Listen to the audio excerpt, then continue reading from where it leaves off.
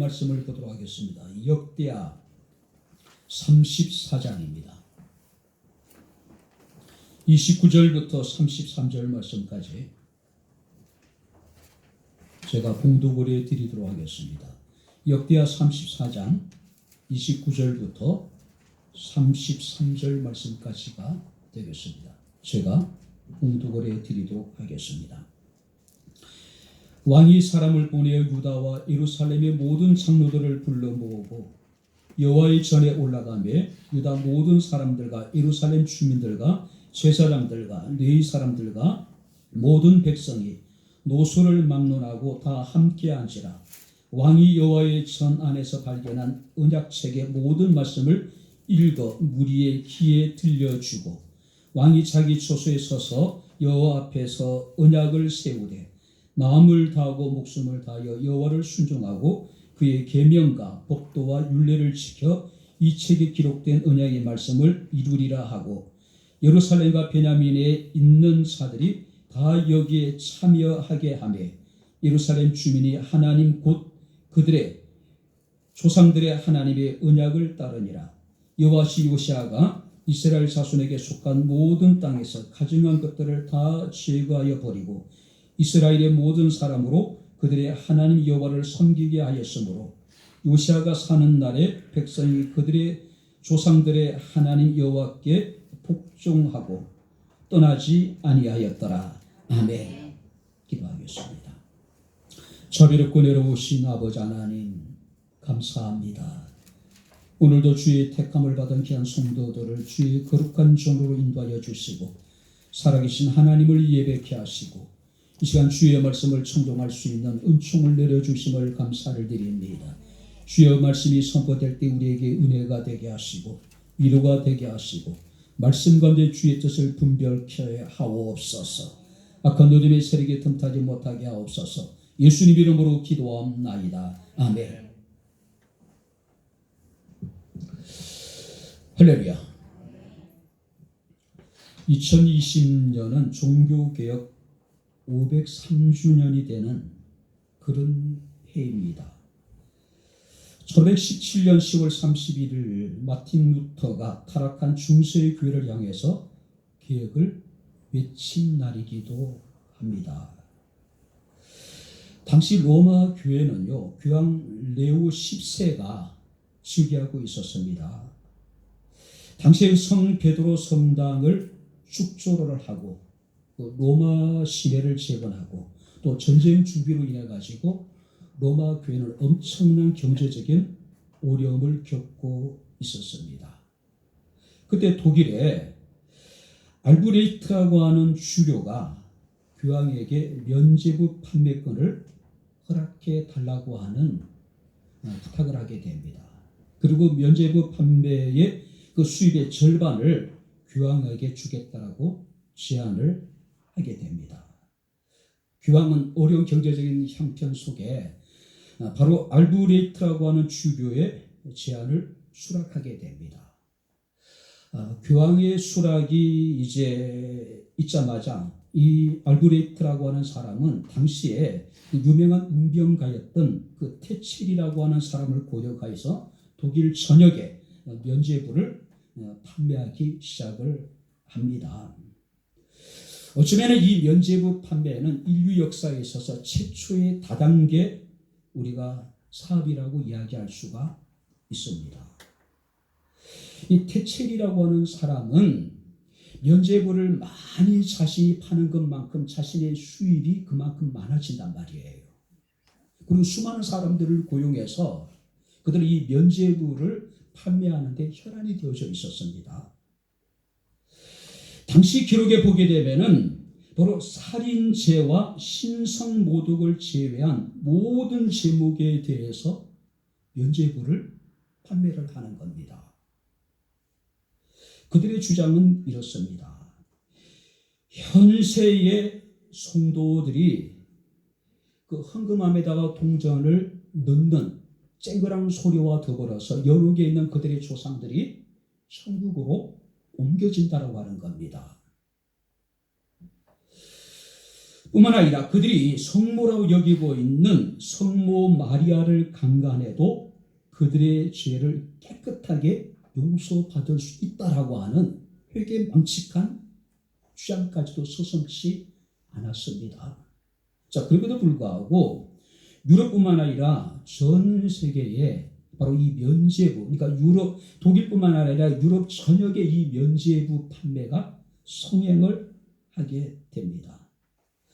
자, 이러한 사실을 목격한 마틴 루터 입장에서는 고민할 수밖에 없겠죠.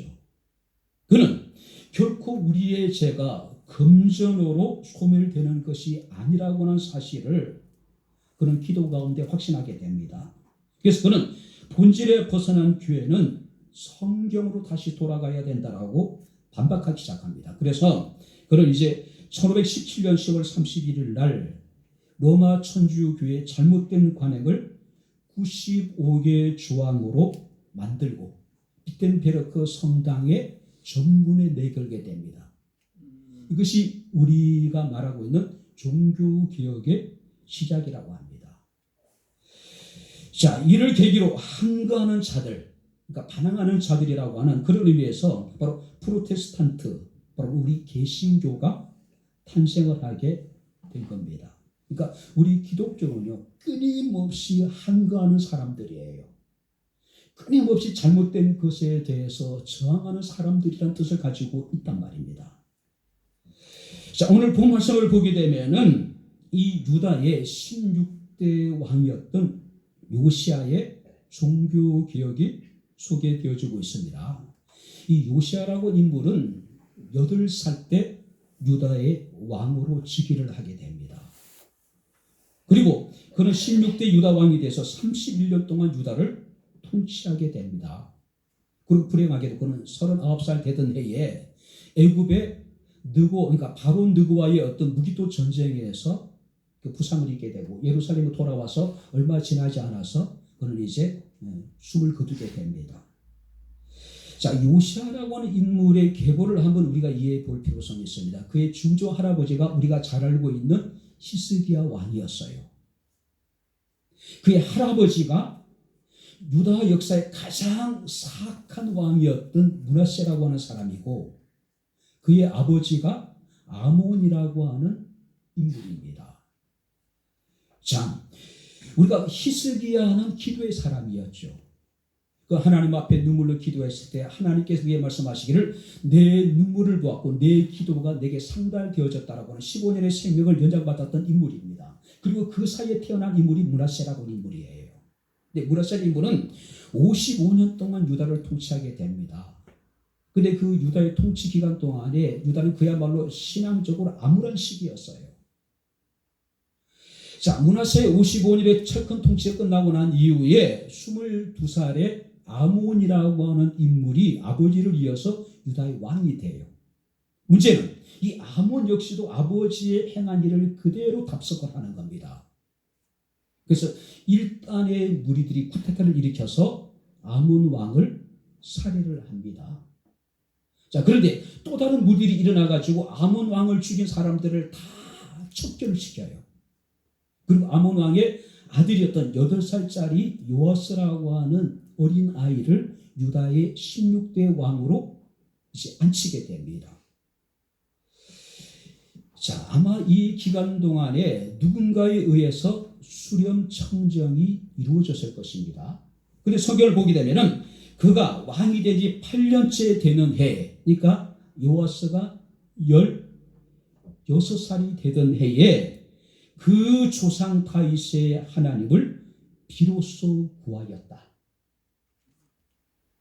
중조 할아버지 이후에 할아버지, 아버지, 그러니까 이 57년이라는 시간 동안에 이 유다는 영적인 암흑기를 지나게 된단 말이에요. 그런데 이 요아스가 8살의 어린 나이에 왕이 되고 그가 왕이 된 지 8년째 되는 해 16살 때에 그 조상 다윗의 하나님을 비로소 구하였다. 그러니까 18살 되던 해에 하나님에 대한 분명한 확신을 가졌다는 이야기예요.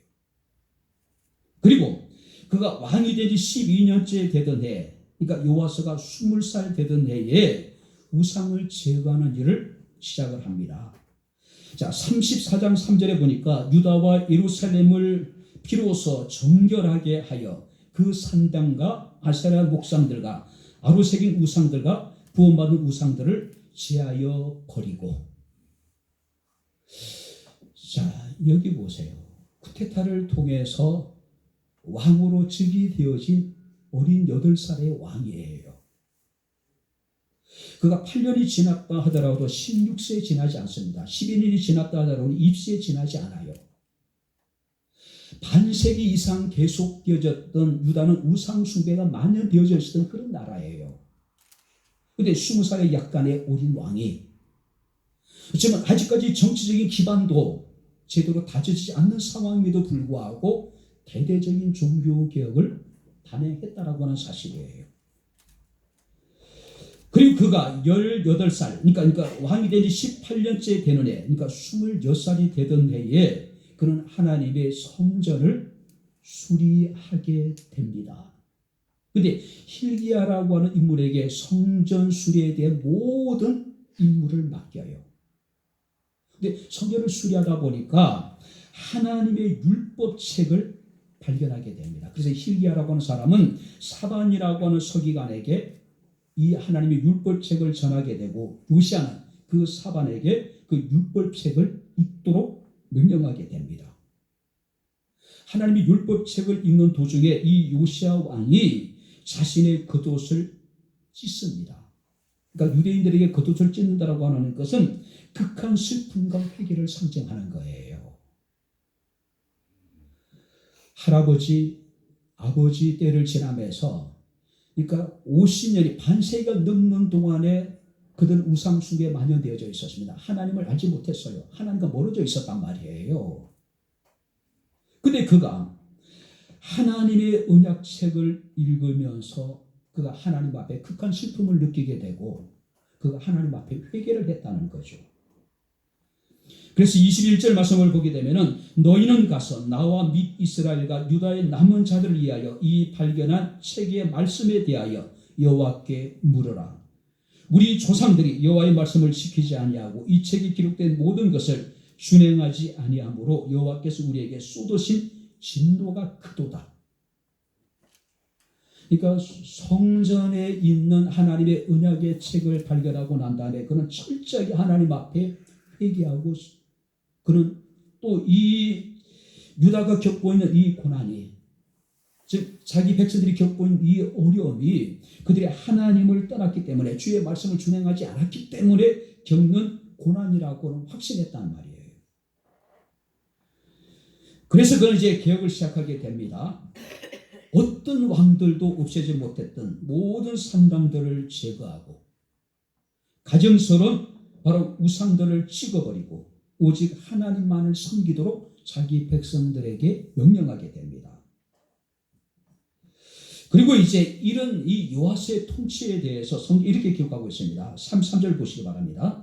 이와 같이 요시야가 이스라엘 자손에게 속한 모든 땅에서 가증한 것들을 다 제거하여 버리고 이스라엘의 모든 사람으로 그들의 하나님 여호와를 섬기게 하였으므로 요시야가 사는 날에 백성이 그들의 조상들의 하나님 여호와께 복종하고 떠나지 아니했다. 그러니까 요시야가 사는 날 동안에 유다 백성들이 하나님만을 섬기며 하나님에게서 떠나지 않았다는 이야기죠. 자, 이러한 요시야의 개혁에 대해서 성경은 어떤 평가를 하느냐면은 열왕기하 23장 25절에 보니까 요시야와 같이 마음을 다하여 뜻을 다하여 힘을 다하여 모세의 모든 율법을 따라 여호와께 돌이킨 왕은 요시야 이전에도 이후에도 그와 같은 자가 없었다. 무슨 얘기입니까?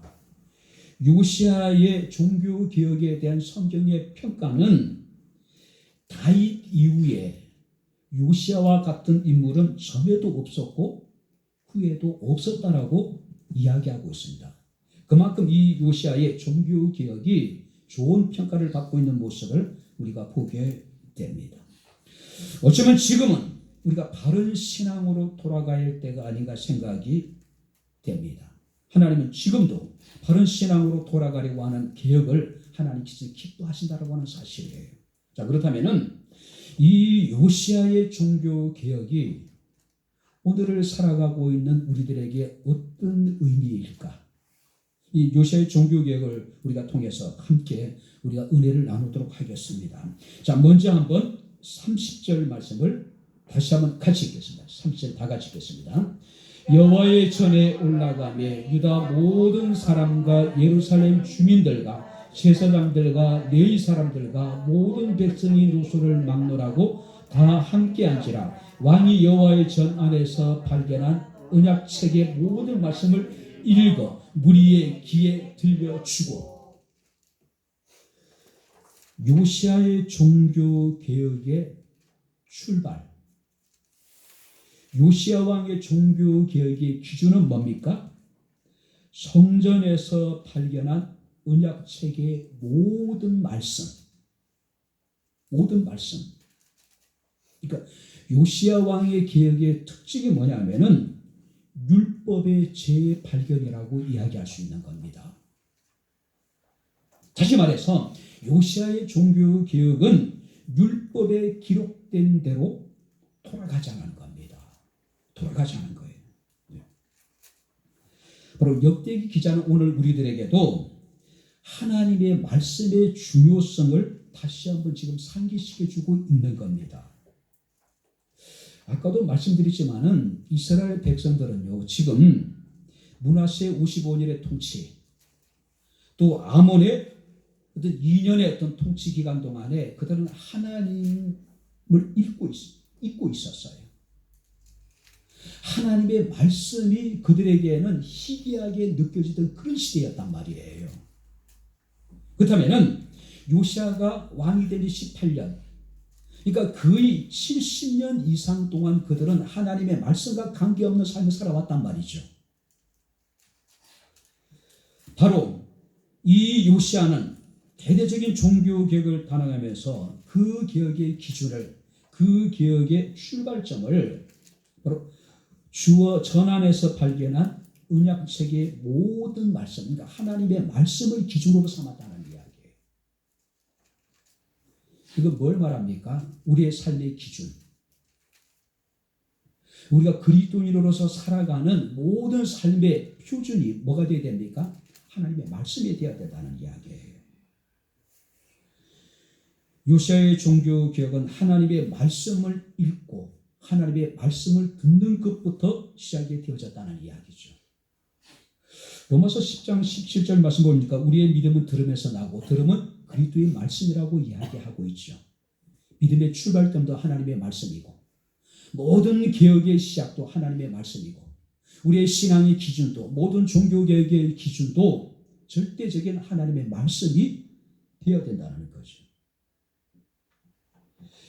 개혁이라고 하는 것은 어떤 개인의 생각이나 개인의 소신만으로 개혁을 한다면 그 개혁은 실패할 수밖에 없는 거예요. 개혁을 해야 되는데 절대적인 기준이 반드시 있어야 된다는 이야기예요. 그 기준을 기준으로 모든 개혁이 이루어져야 된다는 이야기예요. 우리나라는 끊임없이 개혁을 시도해 왔습니다. 근데 대부분의 모든 개혁이 다 실패할 수밖에 없었어요. 왜냐하면 기준이 없는 거예요. 개혁에 있어서 가장 중요한 건 뭡니까? 읍참마숙이라고 이야기하죠. 자신의 살을 베어내는 고통을 우리가 수반을 해야 돼요. 기준이 없다 보니까 어떻습니까? 자신과 자신의 어떤 사람들은 그 기준에서 제외하다 보니까 결국 뭡니까? 개혁이라는 게 지지부진해지고 실패할 수밖에 없는 것이죠. 아무리 이 시대가 절대적인 기준을, 절대적인 진리를 우리가 인정하지 않는 포스트 모든 시대에 살고 있더라도 하나님의 말씀만큼은 우리의 삶의 절대적인 기준이 되어야 됩니다. 어느 때보다도 지금 교회의 개혁이 필요한 시기입니다. 그 개혁의 기준은, 그 개혁의 출발은 하나님의 말씀이 되어야 된다는 이야기예요. 사도 바울은 로마 교회 성도들 향해 이런 이야기합니다. 내가 복음을 부끄러워하지 아니하노니 이 복음은 모든 믿는 자에게 구원을 주시는 하나님의 능력이 됨이라. 한번 따라해 보시기 바랍니다. 하나님의 능력이 됨이라. 여기서 말하는 능력이라고 하는 것은 무엇인가를 성취할 만한 힘. 그렇다면 우리의 개혁이라고 하는 것은 절대적인 하나님의 말씀이 기준이 되어야 되고 하나님의 말씀이 그 개혁의 기초가 되어야 돼요. 시작이 되어야 됩니다. 왜냐하면 하나님의 말씀은 우리들에게 능력이 된다. 우리가 하고자 하는 그 일을 성취할 만한 능력, 힘이 하나님의 말씀에게 있다는 이야기죠. 오늘 마틴 루터가 1517년에 종교개혁을 주도했을 때에 종교개혁의 슬로건이 무엇이었냐면 오직 말씀입니다. 오직 믿음이에요. 오직 은총입니다. 하나님의 은혜예요. 그래서 마틴 루터가 종교개혁을 시작하면서 제일 먼저 한 일이 뭐냐면은 성경을 번역하는 일이었어요. 자, 당시의 성경은 고대 로마인들이 사용했던 라틴어로만 기록되어져 있었어요. 그리고 신부들도 라틴어로 강론을 했습니다. 문제는 뭐냐면은 일반 서민들은 그 라틴어를 알지 못했다고 하는 거예요. 아무리 성경을 읽고 싶어도 그들은 라틴어를 배우지 않았기 때문에 성경 읽을 수도 없었고 물론 성경을 구할 수도 없었다는 거죠. 마틴 루터는 도서관에서 라틴어 성경을 발견하고 그 성경을 읽으면서 충격을 받아요. 왜냐하면 로마 교회 그 신부들이 이야기하는 것과 하나님의 말씀이 너무 달라도 다른 거예요. 그래서 마틴 루터가 제일 먼저 한 것이 뭐냐면 독일어로 성경을 번역해서 자기 민족들에게 독일어 성경을 배포하는 일이었습니다. 존 칼빈은 이 번역된 성경을 일반 대중들이 쉽게 이해할 수 있도록 주석을 만든 거예요. 그것이 우리가 모든 장로교 목회자들이 가지고 있는 칼빈 주석입니다. 그래서 A.W. 토저라고 하는 사람은 말씀이 힘이다라는 책에서 이런 이야기합니다. 종교개혁의 근본적인 업적은 대중들에게 성경을 돌려준 것이 아니라 교회 안에서 성경의 권위를 세워준 것이라고 이야기하고 있는 거예요.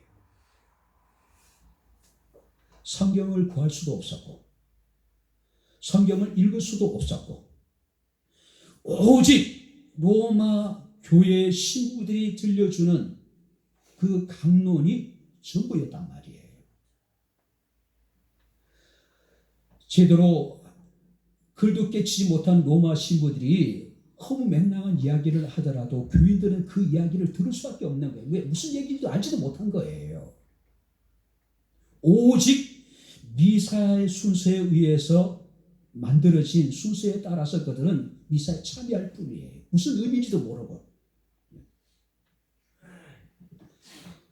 오늘 우리의 삶의 기준은 하나님의 말씀이 되어야 됩니다. 어느 때보다도 지금 한국 교회 개혁이 필요한 시기라고 이야기합니다. 한국 교회가 성경으로 돌아가야 됩니다. 우리가 다시 성경으로 다시 돌아가야 돼요. 기록된 언약의 말씀을 이루라고 이야기하고 있습니다. 무엇보다도 말씀으로 돌아가야 된다는 거죠. 이것이 진정한 개혁이고 이것이 진정한 붕의 시작이라고 이야기할 수 있는 겁니다. 두 번째, 그 요시야의 개혁의 특징이 뭘까요? 한번 여러분 31절을 우리 다시 한번 같이 읽겠습니다. 31절 다 같이 읽겠습니다. 시작. 왕이 자기의 처소에 서서 여호와 앞에 언약을 세우되 마음을 다하고 목숨을 다하여 여호와를 순종하고 그의 계명과 법도와 율례를 지켜 이 책에 기록된 언약의 말씀을 이루리라 하고. 요시야 왕의 개혁의 출발점, 요시야 왕의 개혁의 기준은 뭡니까? 하나님의 말씀이었어요. 뿐만 아니라 기록된 언약의 말씀을 이루는 것, 그러니까 우리가 단순히 말씀으로 돌아가는 것뿐만 아니라 그 말씀을 우리의 삶을 통해서 이루는 것이 진정한 개혁이라는 거죠. 특별히 왕이 자기의 처소에 서서 여호와 앞에서 자기 백성들과 언약을 세웁니다. 여기서 세운다는 이야기는 자르다. 자, 여기 보세요. 고대 중동 사회에서는 상대방과 언약을 맺을 때 그 언약에 대한 확증으로 짐승을 잡아요. 그리고 그 짐승을 반으로 자릅니다. 그리고 그 짐승 사이로 언약의 상대자들이, 대상자들이 지나가게 되는 거예요. 무슨 의미냐면은 언약의 대상자들 중에 누구라도 만약에 이 언약을 어겼을 경우에 이 짐승이 둘로 갈라지듯이 반드시 죽을 것이다라고 하는 의미예요. 지금 요시야 왕이 뭘 하고 있습니까? 자기 백성들과 하나님 앞에 서서 언약을 지금 세우고 있는 거예요. 이 언약은 지켜도 되고 안 지켜도 되는 것이 아니라 반드시 지켜야 된다는 의미예요. 그렇죠? 만약에 누구든지 언약을 어기게 되면 쪼개진 재물처럼 죽임을 당하게 될 것이라고 하는 어떤 강한 의미를 가지고 있는 겁니다. 바로 요시야 왕은요, 하나님의 말씀을 자기 백성들에게 들려줍니다. 백성들로 하여금 모든 말씀을 듣게 해요. 이것이 모든 개혁의 시초고 이것이 모든 개혁의 절대적인 기준이 되었습니다. 그리고 그 말씀을 이루고자 그들은 하나님 앞에 언약을 세우는 겁니다. 특별히 3절 말씀을 보시기 바랍니다. 마음을 다하고 목숨을 다하여 여호와를 순종하고 그의 계명과 법도와 율례를 지켜서 이 책에 기록된 언약의 말씀을 한번 따라해 보시기 바랍니다. 이루리라. 마음을 다하고 목숨을 다하고 뿐만 아니라 오직 여호와를 순종하고 그의 계명과 법도와 율례를 지켜서 하나님의 언약을 우리가 다 이루자라고 이야기하고 있는 겁니다.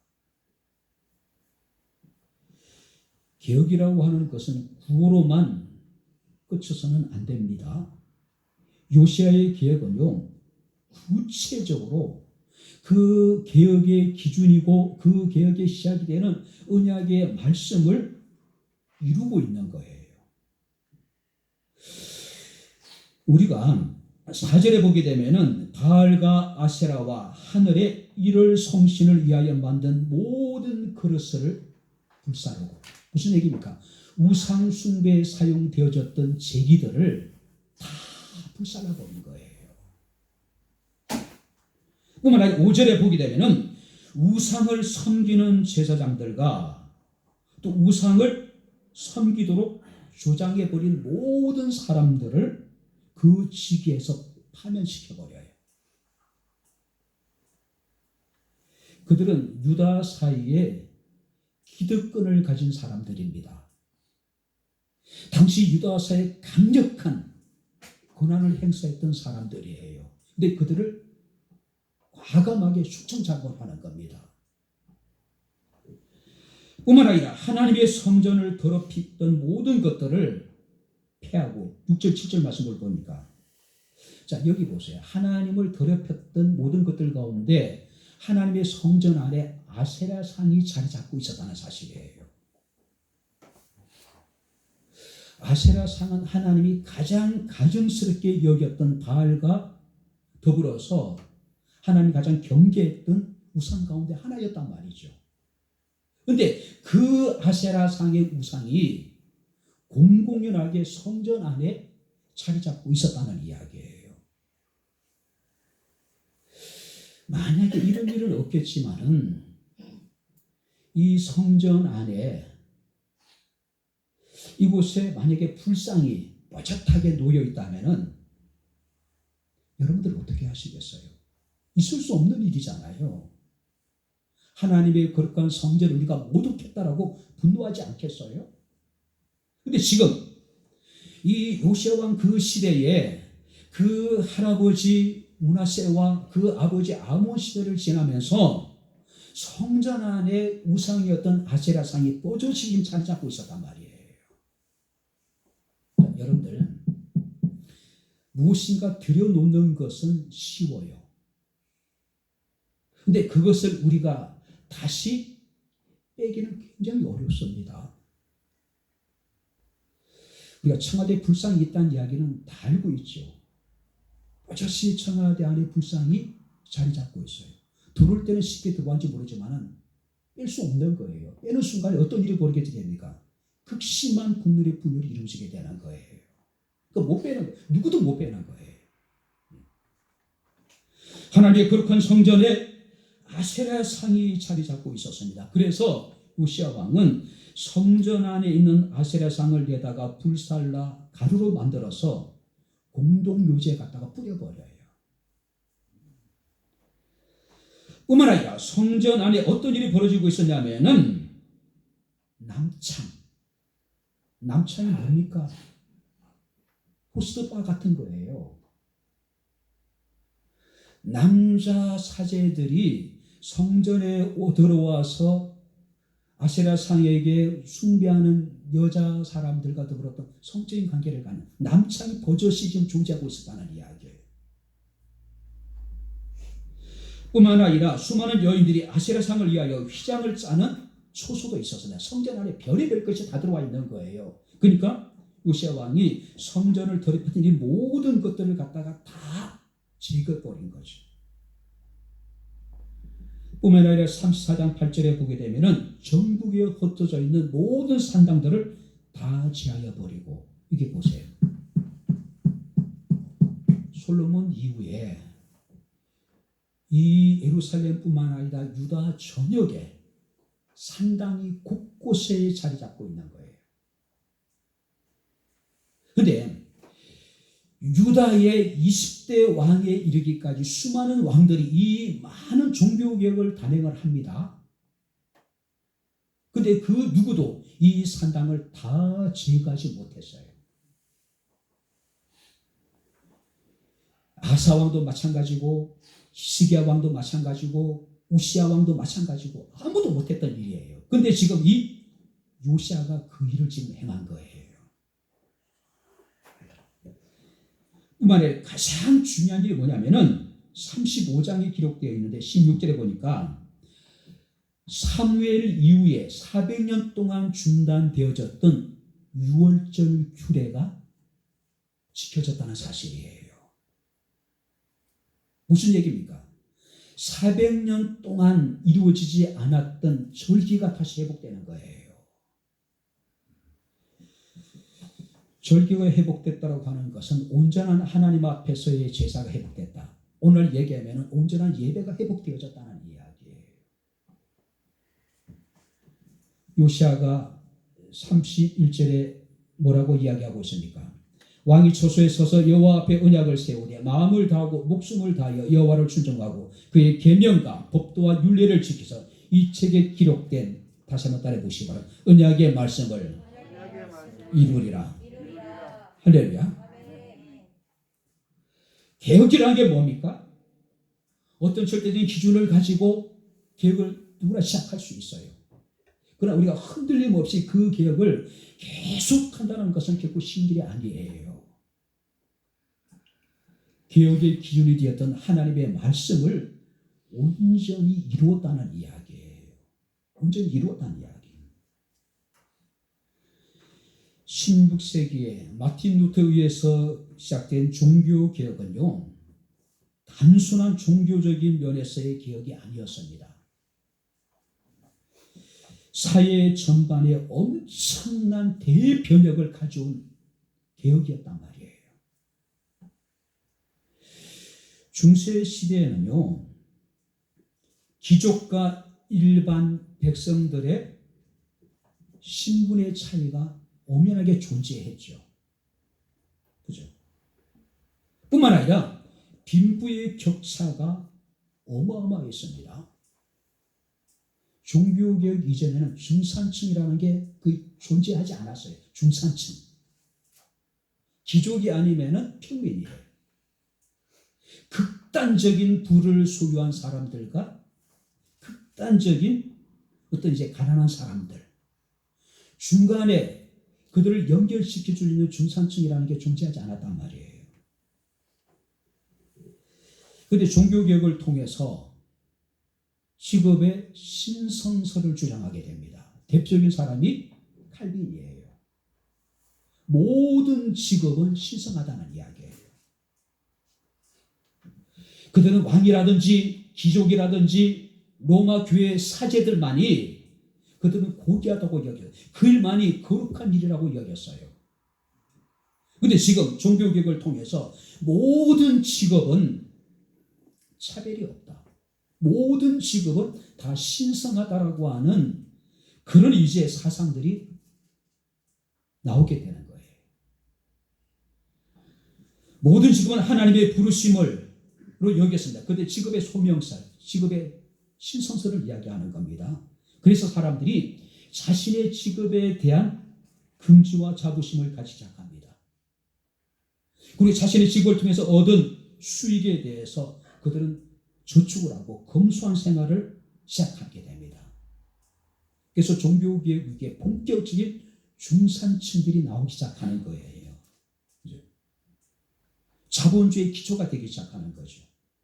오늘날 이것이 우리 자본주의 사회가 만들어지게 된 결정적인 원리를 제공하게 된 것이 종교개혁이죠. 오늘 우리는 어느 시대보다도 우리의 삶을 통해서 기록된 하나님의 말씀을 이루는 삶, 그것이 오늘 바로 우리 모든 우리가 개혁주의 성도들의 우리 기독교인들의 사명이 아닌가 생각이 됩니다. 세 번째 말씀을 보시기 바랍니다. 32절 다 같이 읽겠습니다. 예루살렘과 베냐민에 있는 자들이 다 여기에 참여하게 하며 예루살렘 주민이 하나님 곧 그의 조상들의 하나님의 언약을 따르니라. 자, 그의 조상들의 하나님의 언약을 따랐다. 그러니까 개혁이라고 하는 것은 일시적인 것이 아니라 끊임없이 계속 되어진다는 이야기예요. 자, 여기서 따랐다는 이야기는 뭐냐면은 계속해서 행하였다. 계속해서 만들어 나갔다. 뭘 말합니까? 이 하나님의 언약의 말씀을 듣는 유다 백성들의 태도와 그들의 어떤 동작의 적극성, 적극적으로 하나님의 말씀을 순종하고 하나님의 말씀을 따랐다는 이야기예요. 특별히 여러분들이 우리가 32절 말씀을 여러분들이 다시 보시기 바랍니다. 예루살렘과 베냐민에 있는 자들이 다 여기에 참여하게 하매. 자, 여기 보세요. 여기서 참여하게 한다. 여기서 참여하게 한다는 이야기는 원문에 보게 되면 이렇게 번역이 됩니다. 그가 그들로 하여금 서게 만들었다. 자, 여기 보세요. 무슨 얘기입니까? 요시야의 종교 개혁이 모든 유다 사람들이 다 흔쾌히 참여한 것이 아니었다는 이야기예요. 일부의 사람들은 소극적일 수도 있었을 것이고 일부의 사람들은 그 개혁에 대해서 저항하는 무리도 존재했을 거예요. 그런데 32절 말씀을 보니까 예루살렘과 베냐민에 있는 자들이 다 여기에 참여하게 하네. 무슨 얘기입니까? 요시야가 어느 정도는 강제성을 띄어서 그들로 하여금 하나님의 언약에 참여하게 했다는 이야기예요. 강제성을. 신앙은 개인적인 것이라고 우리는 자식들에 대해서 우리는 무책임하게 방관해버린 사람들이 많이 있죠. 알아서 하겠지. 근데요, 사람들이 나이가 들면은 철이 들면은 자, 모든 걸 알아서 할 수 있는 사람들이 얼마나 될까요? 쉽지 않아요. 무소불위의 권력을 가진 왕이 하나님의 기록된 언약의 말씀을 기초로 그것을 시초로 해서 다감한 종교개혁을 시작을 했습니다. 뿐만 아니라 그 언약의 말씀이 이루어질 수 있도록 모든 노력을 동원했어요. 그래도 불구하고 일단의 사람들은 소극적이거나 그 개혁에 저항하는 사람들이 존재했다는 이야기죠. 근데 왕은 어떻게 됩니까? 여기에 참여하게 하며 참여하도록 만들었다는 이야기예요. 설득을 시켰거나 아니면 물리적인 힘을 통해서 그들과 하여금 이 일에 함께 참여하게 만들었다는 이야기예요. 신앙적인 확신을 가지 못하고 신앙적으로 영적으로 우리가 때로는 우둔한 사람들이 존재할 수도 있어요. 때가 되면은 그들이 나이가 들고 철이 들면은 다 알아서 할 것이나 그건 아니라는 이야기죠. 그죠? 우리는 감동이 없고 내용이 없고 진실이 담기지 않는 것을 우리는 형식화되었다고 이야기합니다. 뿐만 아니라 우리는 그것을 타성에 젖었다라고 하는 이야기를 합니다. 타성이라는 게 뭡니까? 새로운 사물이나 자극에 대해서 처음에는 강하게 인식을 하고 반응을 해요. 그런데 시간이 지나면 그 뒤에서 우리가 익숙해지는 거예요. 무뎌져 가는 겁니다. 바로 지금 요시야 왕은 자기 백성들로 하여금 다 여기에 참여하게 했을 뿐만 아니라 예루살렘 주민이 하나님 곧 그의 조상들의 하나님의 언약을 따르게 했다. 따랐다. 8살에 왕으로 즉위했습니다. 26살에 그는 마지막 가감한 종교개혁의 이제 완성을 향해서 지금 치닫고 있는 거예요. 종교개혁의 완성이라는 건 존재하지 않습니다. 개혁이라고 하는 것은 반복돼야 돼요. 끊임없이 계속 되어져야 된다는 이야기예요. 어떤 경우도 개혁은 형식화되어서는 안 됩니다. 우리 기독교는 타성에 젖어서는 안 된다는 이야기예요. 개혁된 교회는 계속 개혁되어져야 된다. 이것이 종교개혁의 모토예요. 우리 기독교를 개혁교회라고 이야기를 합니다. 타락한 로마 천주교에서부터 개혁된 교회일 뿐만 아니라 앞으로도 끊임없이 계속해서 개혁되어져 나가야 될 교회라는 이야기예요. 그런데 우리가 기독교가 형식화되고 기독교회가 타성에 젖는 순간 우리는 생명력을 잃어버리는 거예요. 더 이상 우리는 개혁교회가 될 수 없는 겁니다. 우리 더 이상 기독교가 아니에요. 그런데 오늘 우리 한국교회 모습은 어떻습니까? 진정한 개혁교회라고 얘기할 수 있을까? 정말로 참 기독교의 모습을 우리 한국교회가 지금 지켜나가고 있는가? 아닙니다. 형식화되어져 있어요. 이미 한국교회는 또 목회자들은 또 성도들은 신앙의 타성에 젖어 있는 겁니다. 오히려 개혁에 대해서 저항을 하고 우리는 개혁이라는 것에 대해서 소극적인 자세를 가질 때가 얼마나 많은지 모릅니다. 여러분들이 그 목욕을 이렇게 자주 하는 사람은 어떻습니까? 목욕을 하루라도 안 하면, 샤워를 안 하면 굉장히 몸이 불편하죠. 마음이 불편하죠. 그래서 계속 합니다. 근데 그 목욕의 개운함을 느끼지 못하고 타성에 젖어 있는 사람은 어떻습니까? 어떻게 귀찮은 거예요. 그러니까 지저분하고 좀 몸이 좀 불편하도록 그냥 참고 나가는 거, 타성에 젖어 버린 거예요. 그런 것들에 대해서. 오늘 우리는 개혁교회입니다. 우리는 기독교회예요. 끊임없이 개혁되어져야 되고 또 개혁되어져야 되고. 이제 말씀을 정리하도록 하겠습니다. 오늘날 한국교회는 초고속 성장을 이뤘습니다. 기독교 역사에 있어서 전무후무한 대붕을 경험했던 사람들입니다. 그런 초고속 성장과 부흥의 이면에는 성숙하지 못한 교회의 모습들과 부끄러운 성도들의 모습도 분명히 존재해 왔습니다.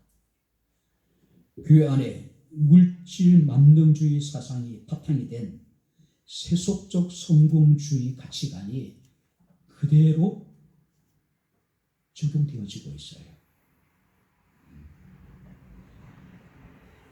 경쟁적인 성전 건축은 교회 공교회성을 잃어버리게 만들고 개교회주의로 지금 나가고 있는 겁니다. 기업화된 교회, 그리고 CEO로 전락된 목회자, 그리고 목회직의 세습, 구별되지 않는 성도들의 삶, 세상의 빛과 소금의 역할을 성실히 감당해야 됨에도 불구하고 오히려 우리들은 부끄러운 모습을 드러낼 때가 얼마나 많은지 모릅니다. 교회 성경학자들이 이런 이야기합니다. 한국 교회는 성장 둔화 시기를 지나서 정체 시기를 지나고 이제는 교인 감소 시대를 맞이했다.